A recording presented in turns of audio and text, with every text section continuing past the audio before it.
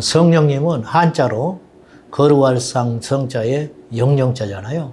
말 그대로 성령은 거룩한 영이십니다. 그런데 거룩한 영이라고 말하기에는 그분의 인격이나 존재를 다 설명하기는 쉽지 않아요. 영이라는 말은 존재하지만 보이지 않는 것입니다.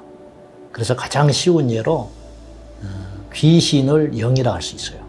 귀신을 본 자는 많지 않아요. 느끼는 것이죠. 존재하지만 보이지 않는 것, 이게 영인데 성령도 마찬가지입니다.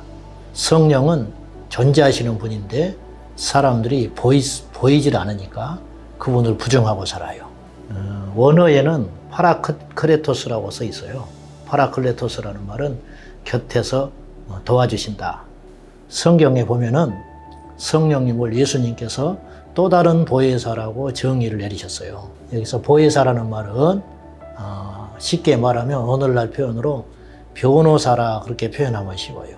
나를 대신해서 옆에서 대변해주고 나의 어려움을 도와주시는 분. 예수님이 지금까지 제자들에게, 사람들에게 보혜사로서의 역할을 했다. 나와 동일한 분이, 보혜사가 와서 내 역할을 하게 될 것이다. 이분이 성령이십니다. 우리 가운데 하나님이 영으로 오셨다. 그분이 성령이시다.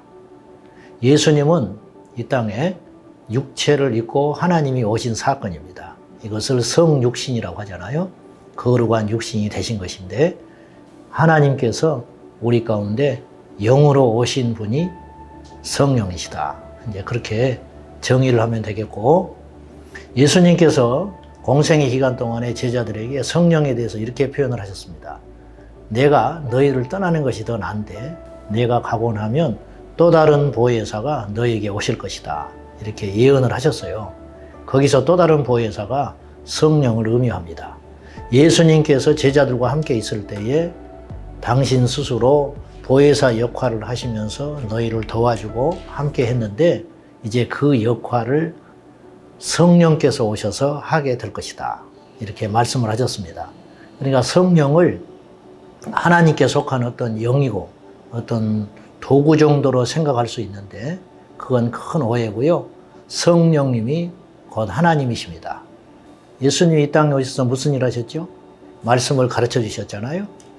그래서 깨닫게 하셨고, 성령님이 지금도 교회나 전도자들을 통해서 말씀을 주심으로 사람들에게 하나님을 증거하고 계시고요. 또 예수님이 병 고치셨죠? 성령님이 지금 교회 안에 오셔서 사람들을 통해서 병을 고치고 계세요. 또 예수님이 오셔서 예수님을 구주로 믿게 하셨잖아요. 성령님이 그 일을 하고 계셔요. 그래서 성경에 이른바 이런 말씀이 있습니다.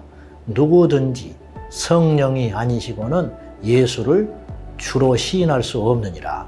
2000년 전에 십자가에서 달리신 예수님을 본 적도 없고 만난 적도 없는데 그분을 믿게 되는 사건이 어떤 사람들의 말을 통해서 설득당한 게 아니고 우연한 기회에 그런 일이 생긴 게 아니고 성령님께서 오셔서 믿게 하신 거예요.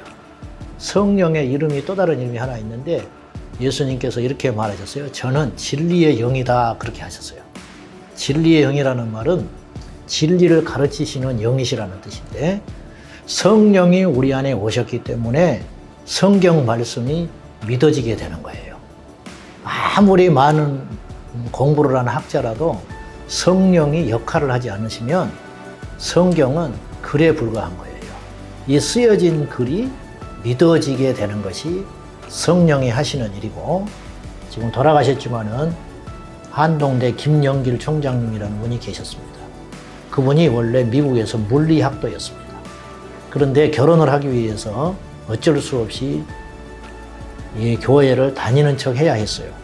근데 부인 되는 사모님하고 교회를 갔다 오면 계속 싸웠다고 그래요. 특별히 예수님이 물을 포도주로 만드셨다. 그런 설교를 듣고 오는 날에는 여지없이 차 속에서 다퉜다고 그래요. 본인이 물리학자인데 말도 안 되는 허무맹랑한 일을 성경에 쓰여 있고 그걸 믿으라고 강요하는 듯 싶어서 이분은 도저히 그 성경을 믿을 수 없었다고 그래요. 그런데 어느 날 이분이 성경을 억지로 읽다가 창세기 1장 1절 말씀이 눈에 들어왔어요. 태초에 하나님이 천지를 창조하시니라. 근데 그 말씀이 믿어지더랍니다. 어느 날 눈물이 흘려지면서 그 자리에서 이분이 무릎을 꿇고 깨져버렸어요. 이 말씀이 갑자기 믿어지면서 엉엉 울었는데, 그리고 나니까 성경에 물이 포도주 되는 것은 아무것도 아닌 거예요. 천지를 말씀으로 창조하셨다는데 이런 역할을 과연 누가 했냐는 거예요. 그분이 누가 강요해서 믿을 분도 아니고 아내가 믿으라 해서 믿을 분도 아니에요. 때가 되니까 그 시간에 성경을 읽는 중에 성령님이 그 마음속에 역할을 하셔서 예수님을 믿는 일이 일어나게 된 것이죠. 성령님은 지금도 그런 일을 하고 계십니다. 죄인들을 회개시키는 역할을 하고 계시고, 병든 자가 일어나는 일이 일어나고 있고, 지금도 안진병이가 일어나고 귀신이 쫓겨나고 교회가 세워지고, 그런 일들이 과연 우리는 하나님이 하셨다 그렇게 이제 표현을 하는데, 더 정확히 표현하면 성령이 그 일을 하고 계시는 것입니다. 성령님은 하나님이십니다. 그리고 하나님이 하시는 일을 동일하게 지금도 이 시대 가운데 하고 계시는 분이 성령님이십니다.